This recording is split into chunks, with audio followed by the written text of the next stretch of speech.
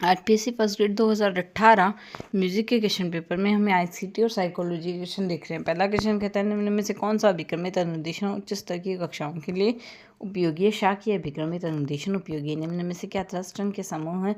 तत्व सिद्धांत का तत्व नहीं है। प्रतीकात्मक योग्यता नहीं होगा, जबकि शाब्दिक योग्यता शब्द प्रवाह तार्किक योग्यता होगा। निम्न में से क्या एक सृजनात्मकता का तत्व नहीं है। उत्प्लावकता नहीं है, जबकि प्रवाह लोचशीलता और मौलिकता होगी। फ्लुएंसी, फ्लेक्सिबिलिटी और ओरिजिनलिटी होगी। निम्न में से किसने अधिगम का व्यवहार का परिणाम स्वरूप व्यवहार में परिवर्तन को कहा है। अधिगम को व्यवहार के परिणाम स्वरूप व्यवहार में परिवर्तन गिलफोर्ड ने कहा है। निम्न में से क्या अधिगम स्थानांतरण का प्रकार नहीं है। बहुपक्षीय नहीं है, जबकि अधिगम स्थानांतरण एक पक्षीय, द्विपक्षीय और लंबात्मक वर्टिकल होता है। हॉरिजॉन्टल भी होता है पर मल्टीलिटरल नहीं होता। निम्न में से सभी मैस्लो की आवश्यकता सिद्धांत से संबंधित है।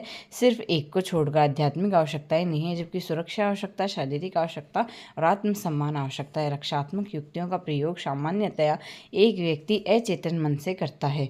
निम्न में से कौन सा सिद्धांत सहयोगी अधिगम विधि के विकास में सहायक रहा है। निर्माणवाद रहा है। स्कैफोल्डिंग निम्न में से किस संज्ञानात्मक विकास के सिद्धांत से संबंधित है। वाइगोत्स्की से है। निम्न में से किसने सर्वप्रथम यह बताया कि व्यक्ति चिंताओं से बचने के लिए रक्षा युक्तियों का उपयोग करता है। सिगमंड फ्राइड ने बताया। अपने आप को यह समझाना कि मैं अपने पड़ोसियों से ज़्यादा भाग्यशाली हूँ। किस प्रकार की रक्षा युक्ति प्रक्षेपण है।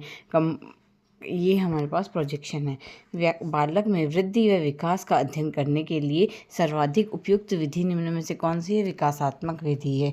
एक बालक की मानसिक आयु 5 वर्ष, वास्तविक आयु 4 वर्ष है। मानसिक बटे वास्तविक इंटू 100 करेंगे तो यहाँ से सॉल्व करेंगे 125 आ जाएगा।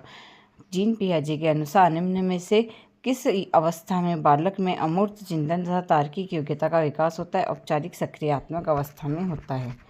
शोधन निम्न में से क्या है। जब व्यक्ति कलात्मक व रचनात्मक कार्यों के प्रति अपनी ऊर्जा को निर्देशित करता है। बहुबुद्धि सिद्धांत के जनक के रूप में गार्डनर को माना गया है। सामाजिक रचनावाद के जनक के रूप में निम्न में से वाइगोत्स्की है। और शिक्षण के अग्रिम संगठन प्रतिमान के प्रवर्तक आश्टूबेल है।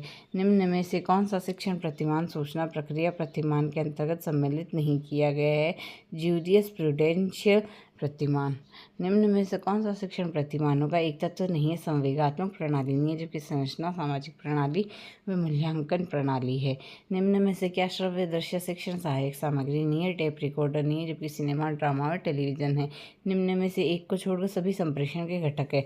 संदेश संप्रेषण का माध्यम व संकेत सारे संप्रेषण के घटक है, जबकि मूल्यांकन या एवोल्यूशन नहीं है इसमें। बाकी मैसेज, चैनल और सिंबल है। कंप्यूटर सहायक अधिगम निम्न में से किस प्रकार के अधिगमकर्ता के लिए सहायक है। वह अपनी गति तथा आवश्यकता के अनुसार सीखता है। वह कठिन समस्याओं का समाधान करना सीखता है। वह नवीन ज्ञान आसानी से प्राप्त करता है। लिनक्स व माइक्रोसॉफ्ट विंडोज़ निम्न में से किसके उदाहरण है।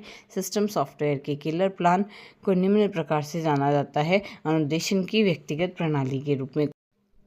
कोलबर्ग निम्न में से किसके लिए जाने जाते हैं। नैतिक विकास के लिए जाने जाते हैं। पावलोव द्वारा निम्न में से किस अधिगम सिद्धांत का प्रतिपादन किया गया। शास्त्रीय अनुबंधन सिद्धांत का किया गया। निम्न में से कौन सा सुपर द्वारा प्रस्तावित रुचि का प्रकार नहीं है। स्थितिपरक रुचियाँ नहीं होगी, जबकि अभिव्यक्ति रुचियाँ हैं, आंकड़ित रुचियाँ व सूचित रुचियाँ हैं। निम्न में से क्या एक टेलीविज़न चैनल है जो मानव संसाधन विकास मंत्रालय, भारत सरकार द्वारा शैक्षणिक उद्देश्यों की पूर्ति के लिए शुभारंभ किया गया, स्वयं प्रभा किया गया। परंपरागत शिक्षण के साथ ऑनलाइन डिजिटल मीडिया को छोड़कर संचालित की जाने वाली शिक्षण प्रक्रिया को निम्न में से किस नाम से जाना जाता है। मिश्रित अधिगम के नाम से जाना जाता है।